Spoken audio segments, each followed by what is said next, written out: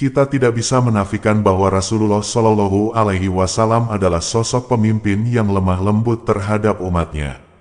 Namun di sisi lain ia juga merupakan pribadi yang tegas dan objektif dalam mengambil keputusan. Banyak catatan sejarah yang berbicara soal ini, salah satunya adalah saat Rasulullah merajam pelaku zina yang bernama Mais bin Malik dengan tanpa mengurangi belas kasih dalam dirinya.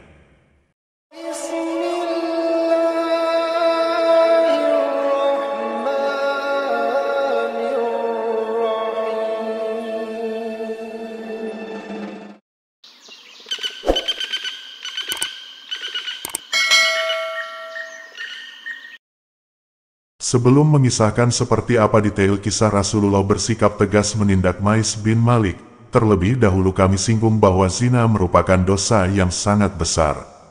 Banyak sekali ayat Al-Quran maupun hadits yang secara tegas mengharamkan perbuatan zina. Salah satunya adalah firman Allah Subhanahu wa Ta'ala berikut, yang artinya, dan kepada Lut, kami telah berikan hikmah dan ilmu, dan telah kami selamatkan dia dari azab yang telah menimpa penduduk kota yang mengerjakan perbuatan keji. Sesungguhnya mereka adalah kaum yang jahat lagi fasik. Surat Al-Anbiya ayat 74. Penggunaan kata al-khabaits untuk menyebut perbuatan zina merupakan bukti yang jelas bahwa zina adalah perbuatan keji. Secara bahasa, kata al-khabaits sendiri berarti kotoran atau najis. Hukuman bagi pelaku zina dalam Islam pun sangat berat. Jika pelakunya sudah memiliki istri, muhsan, hukumannya dirajam sampai meninggal. Sementara jika pelakunya belum menikah, ghairu muhsan, hukumannya dicambuk sebanyak 100 kali. Berkaitan ayat di atas, Ibnul Qayyim al-Jauziyah menjelaskan, alasan mengapa perbuatan zina termasuk praktik sodomi pada ayat di atas menggunakan kata al-khabaits adalah karena perbuatan tersebut dinilai sebagai dosa yang paling besar di bawah level dosa syirik atau menyekutukan Allah. Dosa syirik merupakan dosa yang tidak terampuni. Ibnul Qayyim melanjutkan, alasan zina mendapat predikat dosa paling besar di bawah perbuatan syirik adalah karena zina dapat merusak hati dan melemahkan keimanan seorang muslim. Jika najis zohir yang tampak dapat mengotori tubuh, maka perbuatan zina sebagai najis manawi dapat merusak hati. Dikit dari Muhammad Hamdun Abdullah, Al-Manjahul Akhlaki fil Quranil Karim, halaman 249-250. Sebagai seorang nabi yang amanah, beliau akan menegakkan hukum seadil-adilnya. Kendati hal itu terjadi pada orang yang beliau sendiri mengasihinya. Seperti kisah Mais bin Malik yang berbuat zina, Rasulullah sebenarnya tidak begitu tega merajam sahabat yang satu ini. Belum lagi karena keberanian dan kejujurannya dengan menyerahkan diri ke Rasulullah atas dosa yang telah dilakukannya. Tapi bagaimanapun, hukum harus ditegakkan. Diriwayatkan dari Buraidah, Mais bin Malik datang menemui Rasulullah Shallallahu Alaihi Wasallam dan berkata, "Sucikanlah aku wahai Rasulullah." Rasulullah menjawab, "Apa-apaan kamu ini? Ulang dan mintalah ampun serta bertaubat kepada Allah." Mais pun pergi, belum lama kemudian dia kembali dan berkata, "Sucikanlah aku wahai Rasulullah." Rasulullah menjawab sebagaimana jawaban yang pertama. Hal itu terjadi berulang-ulang, sampai pada keempat kalinya Rasulullah bertanya, "Dari apa kamu harus aku sucikan?" Mais menjawab, "Dari dosa zina." Rasulullah pun bertanya kepada sahabat lain yang ada di situ, apakah Mais ini mengidap penyakit gila? Lalu dijawab bahwa Mais tidak gila.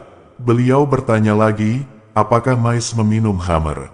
Salah seorang kemudian berdiri untuk mencium bau mulutnya, namun tidak ada bau khamr. Beliau kemudian bertanya kepada Mais, "Betulkah kamu telah berbuat zina?" Mais menjawab, "Ya, benar." Kemudian, Rasulullah menyuruh para sahabat untuk ditegakkan hukum rajam terhadap Mais hingga akhirnya ia meninggal. Pasca kewafatannya, orang-orang terpecah dalam dua pendapat mengenai kesan terhadap Mais. Sebagian orang mengatakan bahwa Mais telah celaka akibat dosa yang telah diperbuatnya. Sementara sebagian yang lain memiliki kesan positif bahwa Mais merupakan orang yang beruntung karena telah bertaubat dengan taubat yang sangat baik, yaitu dengan mendatangi Rasulullah, mengakui kesalahannya dan ikhlas untuk menjalani hukuman rajam. Sampai selang 3 hari pasca kematian Mais, kedua kubu itu masih dalam pendapatnya masing-masing. Hingga akhirnya Rasulullah meminta mereka untuk memohon ampunan kepada Mais. Lalu beliau bersabda, sungguh Mais telah bertaubat dengan sempurna, dan seandainya taubatnya dapat dibagi untuk satu kaum, pasti taubatnya akan mencukupi seluruh kaum tersebut. Hikmah kisah dari kisah Mais di atas, kita bisa mengambil banyak pelajaran atas ketegasan Rasulullah terhadap pelaku zina. Pertama, meskipun hati beliau begitu lembut, apalagi kepada seorang muslim yang mau secara terang-terangan mengakui kesalahannya seperti yang dilakukan Mais, tetapi Rasulullah tetap berkomitmen untuk memberlakukan hukum seadil-adilnya. Kedua, dalam menjatuhi hukuman, tetaplah mengedepankan sikap kasih sayang. Sebelum Rasulullah menegakkan hukum rajam pada Mais, terlebih dulu beliau bertanya kepada para sahabat untuk memastikan bahwa Mais benar atas pengakuannya. Ini membuktikan bahwa Rasulullah tetap mengedepankan belas kasihan, sekalipun terhadap seorang pelaku zina.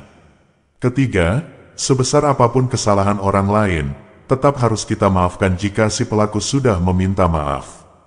Jangan sampai karena dendam, membuat kita enggan memaafkan. Sikap Nabi dalam memaafkan Mais yang telah melakukan dosa besar memiliki pesan moral bahwa sebesar apapun kesalahan seseorang, tetap harus kita maafkan. Bahkan Nabi sendiri menegaskan bahwa taubat Mais merupakan pertaubatan yang sangat baik.